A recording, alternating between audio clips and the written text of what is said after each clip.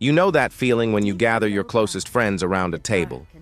A flickering candle, a crumpled map sprawled out, dice clattering across the wood, and for a few precious hours, the real world fades away.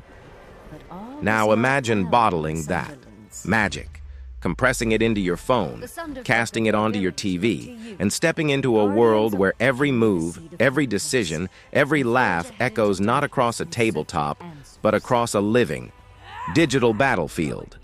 That's Sunderfolk. A game that dares to ask, can a touchscreen recreate the sprawling depth of a true tabletop RPG? Can strategy, storytelling, and sheer player creativity survive the jump from dice to display? When we first heard about this game, we were skeptical.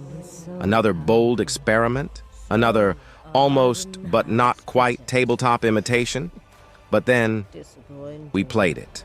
And somewhere between our first desperate boss fight and naming a creature Nacho Libre, we realized this game might be onto something special. Today, we're diving deep into Sunderfolk, a game where courage is tapped, friendships are forged, and magic lives just beneath the glass of your phone. Ready? Let's begin. So, how do you actually step into this strange new world of Sunderfolk? Here's where the magic of the setup truly begins. No stacks of rule books, no hours spent configuring online lobbies. In fact, getting started feels almost too simple. One player purchases the game, boots it up on the TV, and instantly a QR code appears on the start screen, like a mysterious portal summoning your party. Your friends? They don't need a console or even a controller, just their phones. One quick scan, and suddenly they're in the game. Each player now commands their hero through a free companion app available on iOS and Android. It's a beautifully frictionless system. Within minutes, your couch transforms into a war council.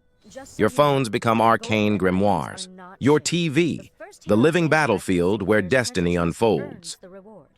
We tested it across the board. Phones, iPads, which work, but it's clearly tuned for smaller screens, local co-op, and online play. If you're playing remotely, Steam with Discord streaming worked best for us. PlayStation fans can use Party Screen Share too. Yes, online adds a layer of complexity, and connection speeds will vary. But whether you're passing popcorn in person or coordinating attacks across 3 time zones, Sunderfolk keeps everyone in sync. Progress is tied to the host, but it's seamless. If someone can't make it, another player can quickly assume their character. The game never punishes you for life getting in the way, and once you've crossed that initial threshold, the real adventure begins. Once your party is assembled, Sunderfolk wastes no time pulling you into its world. The stage? Ardan village. A humble settlement built upon shimmering veins of brightstone, a magical substance both revered and feared.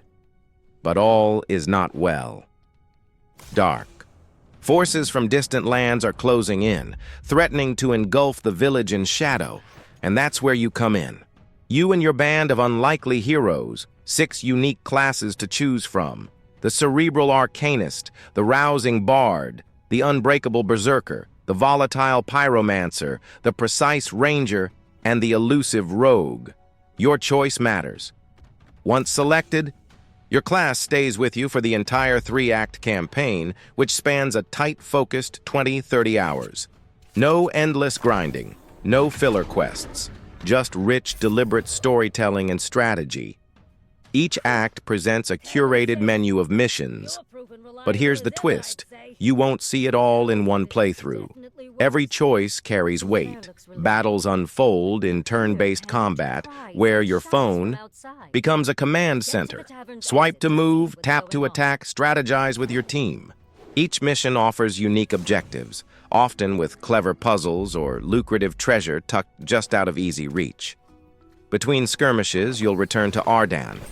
Not just a narrative hub, but a living village where you can upgrade weapons, craft gear, and forge relationships that unlock powerful new abilities. And so the loop begins. Fight, level, prepare, repeat. each cycle drawing you deeper into the fight for Ardan's survival. But the real magic? It's how this loop plays, out with your friends by your side. Now here's where Sunderfolk truly shines. At its core, this isn't just another turn-based RPG. It's a love letter to the chaotic, creative energy of tabletop combat, designed to thrive on cooperation. Forget rigid initiative orders. Sunderfolk uses an open turn order, letting any player jump in when opportunity strikes. This naturally fuels collaboration, transforming every fight into a dynamic puzzle. You'll find yourself huddling with friends, pointing at enemies, mapping out the perfect combo. If I pull him here, can you finish him? Wait, what if we trigger your weapon passive first? Each character wields a deck of ability cards, with moves that flow in elegant sequences. Take the Berserker, rush forward, yank an enemy into range, and deliver a crushing blow. But just before that final strike lands, you draw from your Fate deck, introducing buffs, surprise actions, or dramatic reversals. It's fast, fluid, and full of moments where plans just barely come together, or hilariously fall apart. Then, there are trinkets, one-use battle items, and weapons that unlock out-of-turn plays when energized through clever conditions.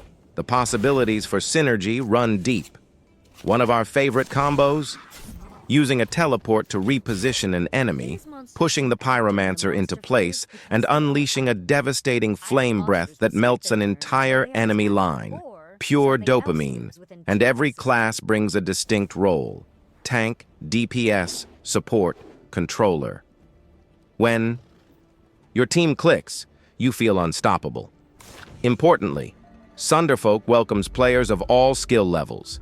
Adjustable difficulty, toggleable modifiers, and smart UI make even complex battles approachable. This is combat that feels like a shared story, unfolding in real time, and when the dust settles, you can't wait for the next fight. At its heart, Sunderfolk isn't trying to compete with the latest AAA spectacle.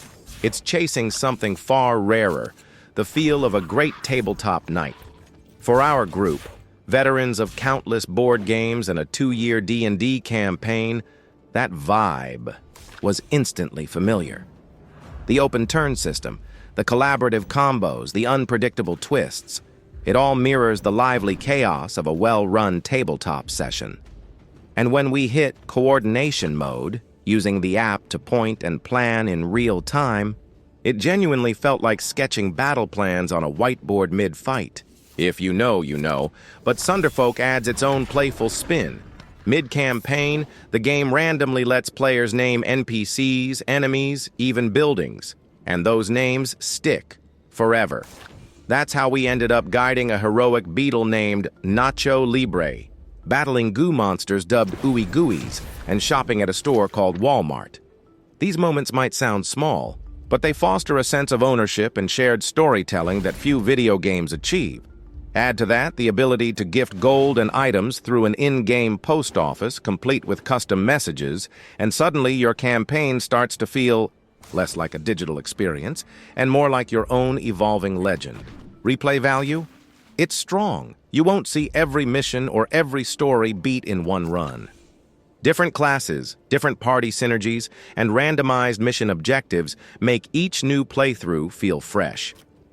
In a sea of forgettable co-op games, Sunderfolk stands apart, not just by recreating a tabletop vibe, but by reminding us why we fell in love with those nights around the table in the first place. Now let's be clear, Sunderfolk isn't perfect, but what impressed us most was where it chose to focus its polish. First, the UI deserves serious praise. Controlling a tactical RPG through a phone could have easily felt clunky or gimmicky. Instead, it's surprisingly intuitive. You can tap nearly anything. Statuses, abilities, enemies, and detailed info pops up instantly. Charting movement paths on the grid? Occasionally, it takes a second tap to get it just right. Minor. But overall, we were amazed at how well the touch interface supported such a deep, tactical experience. Accessibility is another win. For players new to CRPGs or strategy games, Sunderfolk offers a gentle on-ramp. Difficulty can be tweaked on the fly, Modifiers can simplify or spice up battles, and the visual clarity ensures you're never lost in the action. But is it for everyone? No. If your friends hate methodical turn-based campaigns, this won't magically convert them. Sunderfolk celebrates deliberate play, not twitchy reflexes. The story? Serviceable. The woodland animal art style is charming, and there are some fun cutscenes, but the narrative itself leans pretty boilerplate. Expect your group to skip most dialogue, ours certainly did. And online play? It works, but couch co-op is where the experience truly sings. The game wants you together in a room, laughing, planning, and celebrating those tabletop-style moments. In short, Sunderfolk is a polished, thoughtfully designed experience, with a few rough edges that are easy to forgive when the core magic clicks. So, does Sunderfolk live up to its bold premise? For us, the answer is a resounding yes. Not because it's flawless, not because it's the deepest RPG on the market, but because it nails something few games even attempt, that elusive sense of shared adventure. Every session we found ourselves leaning in, strategizing, laughing, adapting. Watching simple phone screens become extensions of our characters. Watching our TV turn into a living campaign map. Watching the room fill with that rare magic of true co-op storytelling. And that's where Sunderfolk shines brightest. It understands that games aren't just about pixels or mechanics. They're about moments. The surprise crit that turns the tide. The desperate rescue of a doomed ally. The ridiculous NPC name that becomes an inside joke for the rest of the night. Sure, the story is basic. Sure, online play isn't perfect. But if you've got the right group of friends, whether they're seasoned D&D veterans or curious newcomers, this is a game that can turn any night into an unforgettable one. And in 2025, with so many games fighting for your time, that's something worth celebrating. So here's my challenge to you. Grab your crew, pick your heroes, and dive in. And when you do, come back and tell us your best Sunderfolk story. Your wildest combo, your funniest NPC name, your most epic near miss, because, in the end, those are the moments we remember.